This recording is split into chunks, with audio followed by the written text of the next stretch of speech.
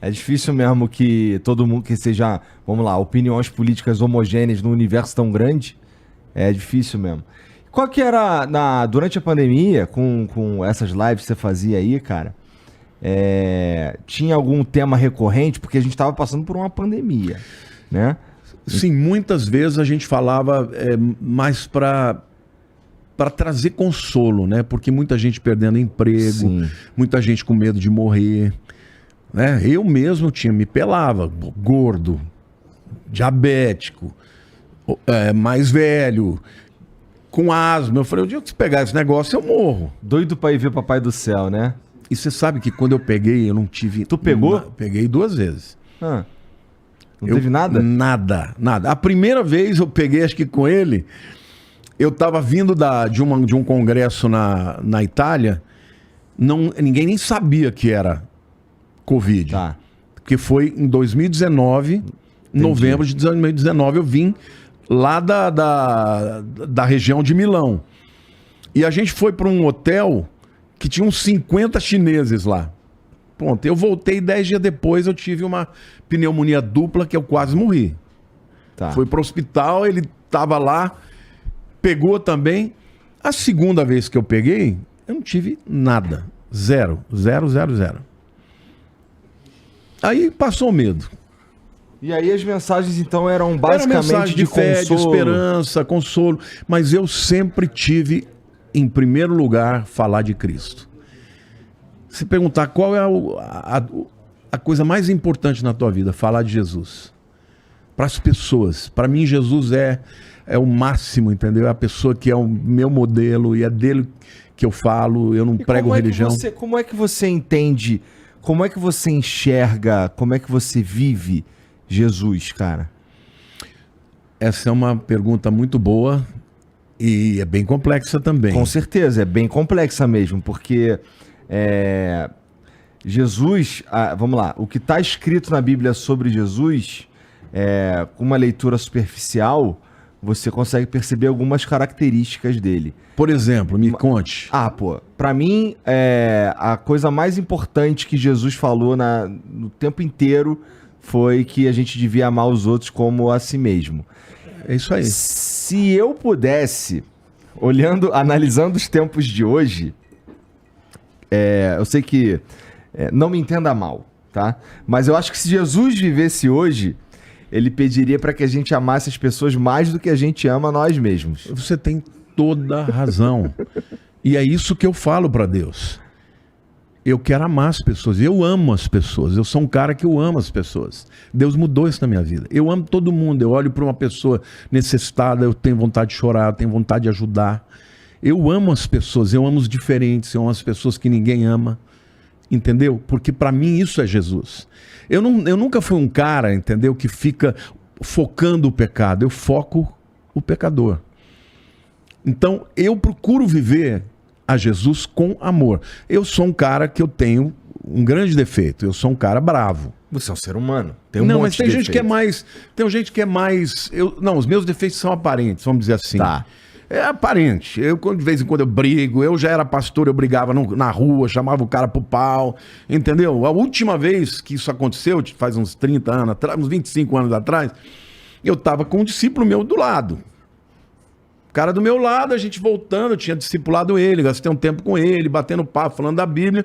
E eu voltando pra igreja, dirigindo, um cara me fechou. Deve ter feito alguma barbeiragem que eu não vi. O cara mostrou o dedo, me xingou. Cara... hora que parou no farol, eu abaixei o vidro e falei, vou te matar, seu desgraçado, sai daí agora. E a hora que eu vi o meu discípulo com o olho desse tamanho, assim, eu fiquei envergonhado. Eu falei, Deus, que péssimo testemunho eu dei. Pedi perdão para ele. Então, mas isso é uma atitude de uma pessoa que está longe de ser Jesus, né? Jesus ia dar outra face. Eu não dei outra face. Então, e se você pega... Isso eu tô te falando, assim, uma análise superficial, né? Mas à medida que você vai olhando melhor e você vai... Isso eu entendi na conversa com o Caio Fábio. E você vai se apaixonando pela personalidade de Jesus. Ele é apaixonante. Pelas características mesmo de Jesus. você começa a enxergar a vida de uma outra maneira. O Caio, ele fala, por exemplo, que Jesus é a lente que ele usa para enxergar a vida. E em todos os aspectos. Para mim também. É? Eu penso o seguinte, Jesus é o padrão perfeito. Então, como ele lidava, quais são as únicas pessoas para quem Jesus foi duro na Bíblia? Para os religiosos. Isso não é interessante? Não comunica uma parada interessante? Totalmente. Totalmente. Ele chamou um fariseu, porque quem era o fariseu? Era o cara que tinha o estereótipo de religioso, entendeu? Mas que por detrás era maldoso, entendeu? Roubava, fazia uma série de coisas. E Jesus conhecia o coração. Então ele chamou de fariseus hipócritas, sepulcros caiados. O que é o sepulcro caiado? É um túmulo pintado de branco, então por fora parece limpo, mas por dentro tá podre. As únicas pessoas para as quais ele se dirigiu de maneira dura foram esses, religiosos. Mas para os pecadores ele tinha muita misericórdia. Agora, ele nunca anuiu com o pecado. Tem, por exemplo, o caso de uma mulher que foi pega em adultério, que é um caso icônico, né? E os fariseus chegaram e trouxeram essa mulher sendo pega em adultério. E na lei judaica não tinha perdão para isso. Era apedrejamento. E eles chegaram para Jesus e disse, olha, o que eles queriam na verdade? Não era matar a mulher, porque eles mesmo transavam com ela. Eles eram todos adúlteros. O que eles queriam? Eles queriam que Jesus fosse contra a lei. Porque se ele fosse contra a lei, então você não é o cara. Por isso eles perguntaram, escuta, na lei de Moisés diz que essa mulher foi pega em adultério, ela tem que ser apedrejada. O que você me diz? E Jesus estava escrevendo na lei assim. Ele falou, olha, se alguém não tem pecado, atire a primeira pedra. E foram saindo, começando pelos mais velhos. Porque foram os primeiros a falar, putz, eu já vivi tanto, já pequei muito. Foi todo mundo embora. Quando foi todo mundo embora, ele olhou para ela e falou, filha, onde estão os que te condenavam? Ninguém te condenou? Ela falou, não. Ele falou, eu também não te condeno.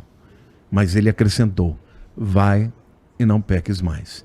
Então não é que ele disse para ela que o que ela estava fazendo estava tudo bem.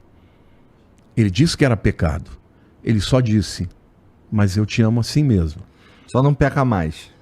Lute para que isso não aconteça mais. E é isso na minha vida. Cara, quantas vezes eu erro na mesma coisa? Mas eu venho para Deus e falo, Senhor, me ajuda, eu quero vencer essa área. Porque quando você ama a Deus, você sabe que quando você dá um mau testemunho, é Ele, é o nome dele que vai ser envergonhado.